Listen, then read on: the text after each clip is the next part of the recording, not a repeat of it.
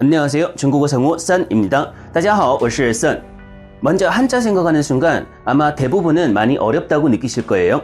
그리고 중국어 공부할 때도 한자 때문에 나중에 포기하는 경우가 많이 생기실 텐데 제 생각은 중국 한자에 대한 접근 방식이 약간 좀 잘못되지 않았나 라는 생각이 듭니다. 그래서 이번 영상을 통해서 중국 한자의 기본 개념을 정리를 해드릴 테고 이 영상을 통해서 앞으로 중국어 공부를 할 때 한자에 대한 자신감이 생기는 그런 계기가 되셨으면 좋겠습니다. 먼저 한자의 이해를 돕고자 한자의 변천 그리고 발전 과정에 대해서 말씀을 드릴 텐데 이 부분은 엄청 중요한 사항이 아니니까 그냥 스킵하셔도 괜찮습니다. 최초의 한자는 약 기원전 1300년쯤에 시작이 된 거북이 등 또는 동물 뼈에 새겨진 갑골문으로부터 시작이 되었고요.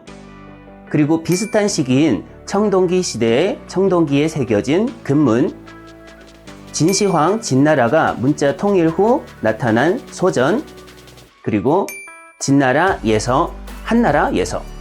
이어서 동한시대에 시작이 되었고 당나라 때 가장 보편화된 해서, 추가로 초서, 행서를 포함해서 총 7가지 서체가 있습니다. 그 중에서 근현대에서 가장 많이 사용하고 있는 서체가 바로 해서입니다. 현대로 넘어와서 번체자와 간체자의 개념이 추가로 생겼는데 번체자는 바로 앞에 말씀드렸던 해서가 대부분이라고 생각하셔도 무방합니다. 간체자는 중국이 문자의 효율성을 높여주기 위해서 기존의 전통 한자에서 획수를 줄여주면서 간소화 작업을 진행한 서체라고 생각을 하시면 됩니다. 1960년대에 간체자 총표를 공포했고 모든 번체자를 간소화한 건 아니고요.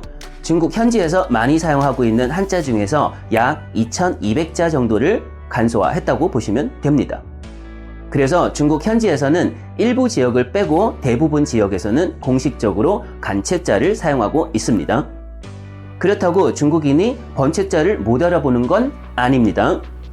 아직까지 여러모로 번체자를 많이 사용하고 있기 때문에 중국인이 번체자를 읽는 데는 크게 문제가 없고요. 다만 전문적으로 공부를 하지 않는 이상 번체자를 직접 쓰기에는 어려움을 겪고 있다고 보시면 됩니다. 이어서 몇 개의 한자를 번체와 간체로 비교를 해보면서 살펴보겠습니다. 한국 한, 한나라 한, 나라 국, 그리고 제주 예, 배울 학, 빛날 화. 어때요? 딱 봐도 중국 간체자가 훨씬 쉽죠? 그래서 앞으로 중국어 공부를 할 때 한자가 어렵다라고 생각하실 필요가 없다는 걸 말씀드리고 싶어요.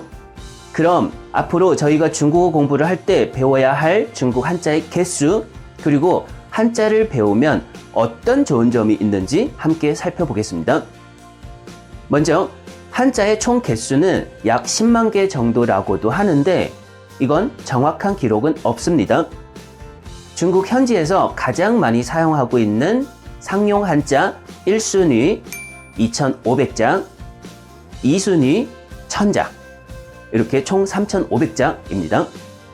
그리고 일부 어떤 통계에서는 자주 사용하는 한자 3,000개 정도면 99%의 서면 자료를 표현하는데 전혀 문제가 없다라는 통계도 나왔습니다. 그래서 중국 현지에서 자주 사용하고 있는 한자의 개수는 한국에서 한자 검정 시험에서 나오는 한자의 개수와 거의 유사하다고 보시면 됩니다. 3급 자격증 시험에서 나오는 한자의 개수는 1,800자, 1급에서는 3,500자, 특급에서는 5,000자가 넘어가요. 비록 한국에서 요즘 한자를 많이 사용하고 있지 않는 추세이긴 하지만 국어에서 한자어가 차지하고 있는 비중이 무려 60에서 70%까지 됩니다. 엄청나죠?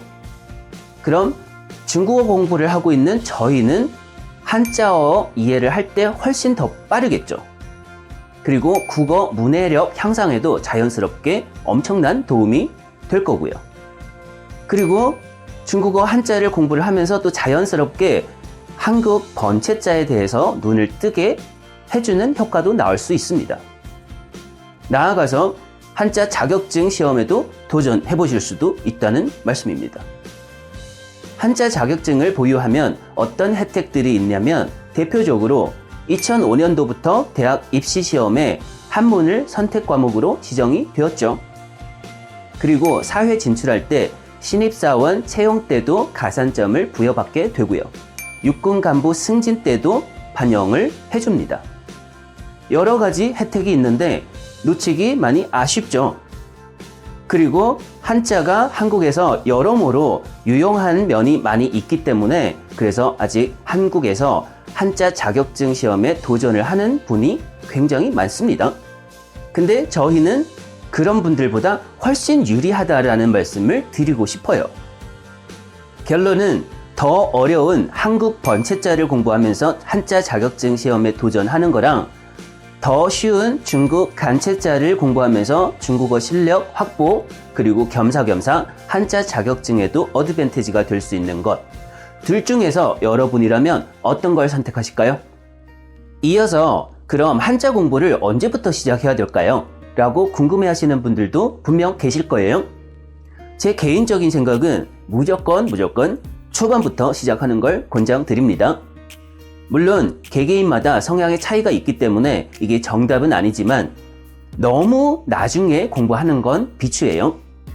근데 처음 중국어 공부를 하실 때 엄청나게 어려움을 겪고 있는 분들에게는 약간 살짝 나중에 공부를 하셔도 크게 상관은 없는데 너무 나중에 공부를 하게 되면 나중에 한자 때문에 스트레스를 받고 그 때문에 중국어를 포기하실 수도 있어요.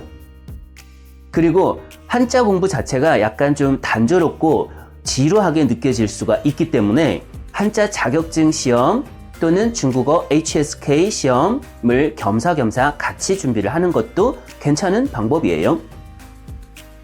일단 자격증 시험을 보다 보면 한자에 대한 동기부여가 생길 거고 그리고 압박감 때문에 어쩔 수 없이 하루하루 조금씩 공부를 해나가는 그런 효과가 또 나올 수도 있고요. 그리고 그림으로 배우는 한자 이런 방법으로 접근하는 것도 꽤 괜찮은 방법이에요. 의외로 그림을 보면 한자가 머릿속에 더 잘 들어오는 그런 효과가 또 있어요. 시중에 그림으로 배우는 한자 교재 좋은 책 엄청 많아요. 한국에도 있고 중국에도 있고요. 그리고 기본 단어에 대한 쓰기 공부는 무조건 초반부터 같이 가져가시는 걸 권장드립니다. 그게 하루에 조금씩 누적을 하다 보면 다른 분들보다 훨씬 더 빨리 중국 한자에 대해서 눈을 뜨게 되는 날이 오게 될 거예요.